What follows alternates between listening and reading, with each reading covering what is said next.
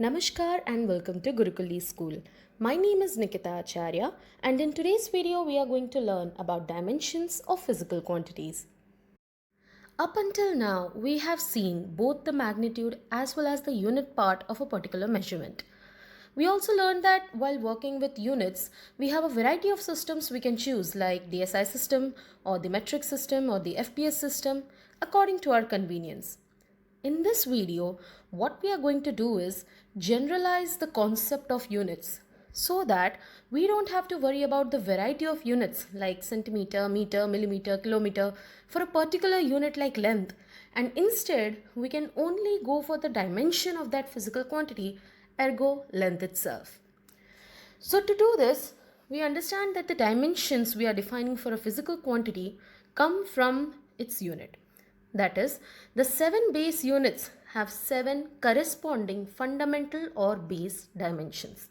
The units we know are length, mass, time, electric current, thermodynamic temperature, luminous intensity and amount of substance. And all of these 7 have corresponding fundamental or base dimensions. Namely, we have L for length, M for mass, T for time. Now for electric current we have A. A comes from the unit of electric current, that is ampere. Thermodynamic temperature has a unit of Kelvin, so its dimensional formula is K. CD for luminous intensity, that is candela, and MOL, mole, for amount of substance. As you might have already noticed by now, all the dimensions are enclosed in square brackets. This is standard representation of dimensions and also a way to know when we are talking about any physical quantity in general and when we are talking about dimensions specifically. So if you want to define dimensions, we can say that the dimensions of a physical quantity are the powers to which the base quantities are raised to represent that quantity. For example, volume has the unit of meter cube or centimeter cube, right? So that means volume is equal to L into L into L. That is a multiplication of 3 units of length. So we will get L cube. Similarly, speed can be written as a derived unit, that is speed is equal to distance by time, that is L by T, L for length, distance, and T for time. So L by T becomes L to the power 1, T to the power minus 1. Similarly, now let's try something a little more complicated than simple formulas. Like force, for example, is equal to mass into acceleration. Acceleration itself is a derived unit, that is length per time square. So I have mass m, length L, time square as t. And if I take this time to the numerator, it becomes t to the power minus 2. The point to note here is that we do not concern ourselves with the magnitude. Only the type of physical quantity is concerned, which is what I was talking about in the beginning when I told you that we are going to simplify the concept of units. So instead of working with a variety of systems like metric system, SI system, FPS system, we will simply consider whether the unit quantity is a length or mass or time or any of the base or derived dimension, and then we will assign it one dimension. And unlike units, the dimensions of physical quantity do not change. They always remain the same. So while speed can have different units like meter per second or kilometer per hour, the dimension of speed will always be Lt to the power minus 1. Now, most of the time while working with physical quantities, we only use 3 main quantities, that is mass, length and time, m, L and t. So whenever we represent the dimension of a quantity, we try to represent it in form of these 3 quantities. Meaning, if a physical quantity does not have one of these dimensions in its formula, we will simply put that dimension with a power 0.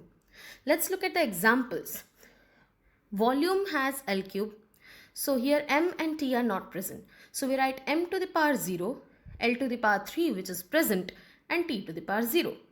Similarly, speed is Lt to the power minus 1. Since m is not present, we write m to the power 0, Lt to the power minus 1. And acceleration becomes m to the power 0, Lt to the power minus 2. The other quantities like temperature, current, luminous intensity or amount of substance are seldom used, and hence they are not included in this basic form of representation. However, if you do want to use them anywhere, for example, while writing the formula for temperature, we have to write it in terms of prescribed format, that is with a capital K within a square bracket. So we will put M, L and T all to the power 0 in this case. Our next topic is dimensional formula and dimensional equations. Now the expression which shows how and which of the base quantities represent the dimension of physical quantity is called the dimensional formula of that physical quantities. In other words, whatever combination of M, L and T we have been writing so far for any physical quantity is actually its dimensional formula. So these representations here, which we have been writing for volume, speed and acceleration, are actually their dimensional formula. Dimensional equation, on the other hand, is obtained by equating a physical quantity with its dimensional formula. Now, if you remember your previous mathematics, an equation consists of two expressions and an equal to sign that says that they are equal, right? So, if here this is the dimensional formula of volume and I write volume as a capital V, then equate it with its dimensional formula, I get this, that is the dimensional equation. Now that we have learned about the basics of dimension, next we are going to learn about its application. But first we are going to analyze some important points. We know that we can only add velocity with another velocity or force with another force, right? Meaning we can only add the quantities with same units together. And since dimensions are derived from units itself, it is correct to say that only quantities with same dimensions can be added or subtracted. Secondly, when magnitudes of two or more physical quantities are multiplied, their units should be treated in the same manner as ordinary algebraic symbols. Meaning, if you are trying to find the speed by dividing distance by time, you also divide their units to get meter per second or kilometer per hour. What we can do is we can cancel these identical units in numerator and denominator, if we have any obviously. And the same goes for dimension of physical quantities. Like we did while finding the dimension of speed, distance by time became L by T. So we wrote it as LT inverse. We divided the dimension of that quantity. So in short, we are going to treat dimension in the same way that we treat numbers while doing addition, subtraction, multiplication or division. Fourth, physical quantities represented by symbols on both sides of equation must have same dimension. Well, obviously, if we are equating something, we are saying that the quantities are same. And same quantities can be added or subtracted, which brings us back to the first point, that is quantities should have same dimension for addition or subtraction. So in simpler terms, when you equate two things, they will always have the same dimensions. So this brings us to the first application, that is dimensional consistency of equation. Since only quantities with similar units can be added or subtracted, we can use dimensions to check whether the given equation is dimensionally consistent or not. We have already established that we can have a variety of units for a particular quantity, but only one dimension. And since dimensions are derived from units, the idea of adding or subtracting any similar units can be extended to dimension as well, which is basically called as the principle of homogeneity. The principle of homogeneity of dimension states that magnitudes of physical quantities may be added or subtracted from one another only if they have the same dimension. This is extremely useful in checking the correctness of an equation. So in simpler terms, if any equation writes A equal to B, it means that both A and B should have the same dimension. We can understand this better with an example. Suppose I say half mv square is equal to mgh. Now we know that the first term here is kinetic energy, half mv square, and that the second one is potential energy, mgh. Since both of them are energy terms, they can be equated. So technically this equation should be dimensionally correct. Now let's see if this is the case or not. So in this equation here, the symbols have the usual meaning and we can further write the dimension for each also. Like m is equal to mass is written with a capital M. Velocity is meter per second, that is L T inverse. We have acceleration due to gravity is a simple acceleration term in form of dimension. It is L T to the power minus 2. And height, since it is a length, it is L. Now if you look at the LHS, half is a number. So it is a dimensionless quantity. No units, no dimension. So what we are left with? mv square. mv square means m is capital M. There is no change in that. V square means velocity square. So velocity is what? Lt to the power minus 1. And I put a square there. So what will it become? M L square t to the power minus 2. On the right hand side, let's see what we have. We have mgh, that is m mass, m capital same. G is acceleration, that is Lt to the power minus 2. And then height is again a length, so L. If we open the brackets, what we will get? M, L here and here becomes L square and T to the power minus 2. So you can see the dimensions on both sides are equal. And hence we can say that this equation is dimensionally correct. The important thing to note here is that if an equation fails this consistency test, it is proved wrong. But if it passes, it is not proved right. Now you must be wondering why. This is because the dimensionless quantities that are present in an equation, right? Since they do not have any dimension, they don't affect the dimension outcome of the equation.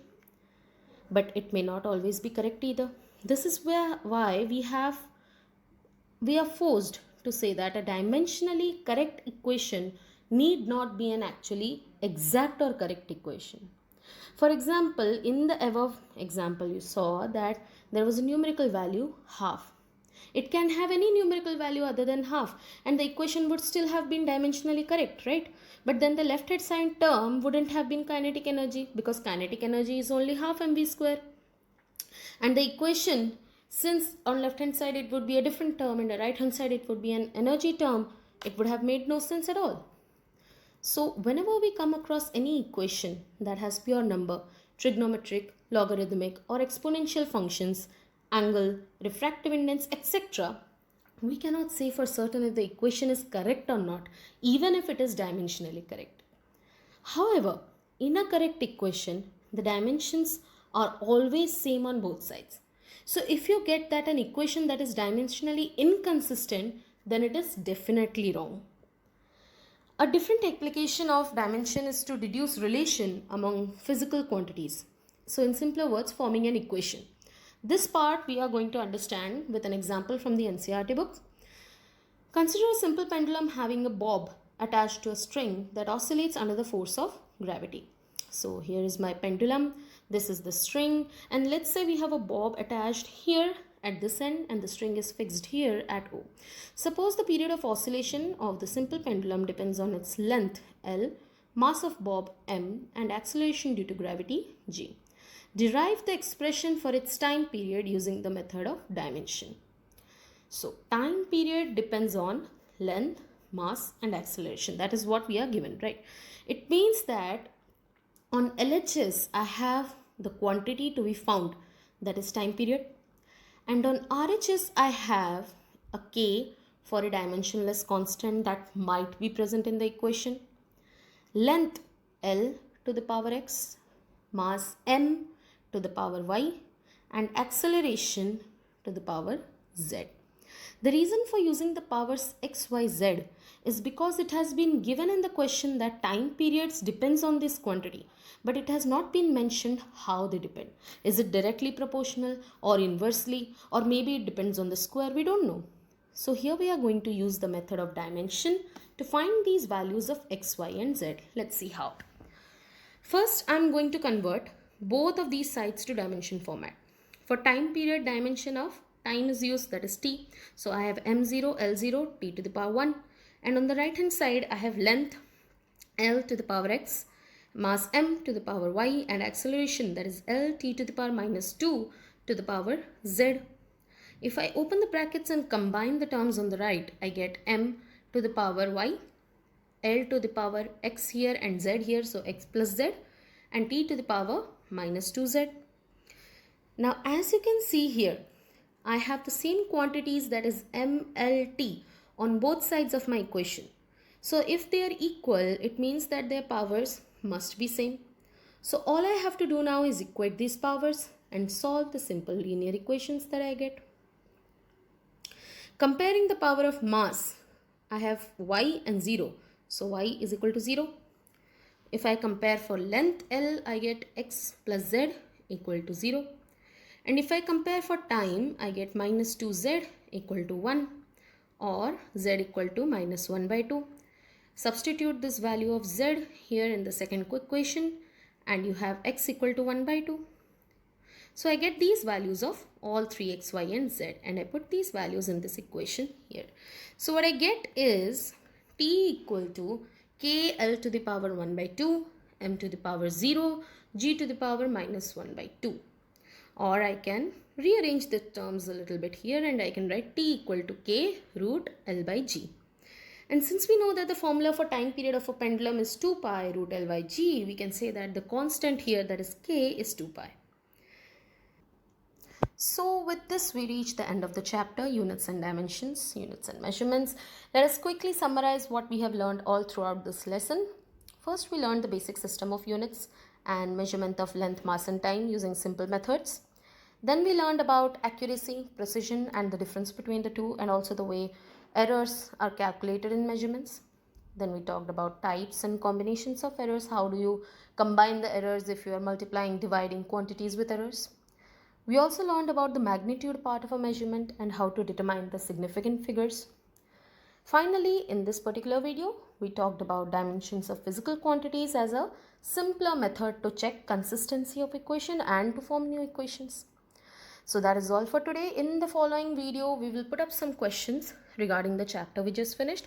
Do try to solve them, and in case you can't, feel free to reach out to us with your doubts and concerns.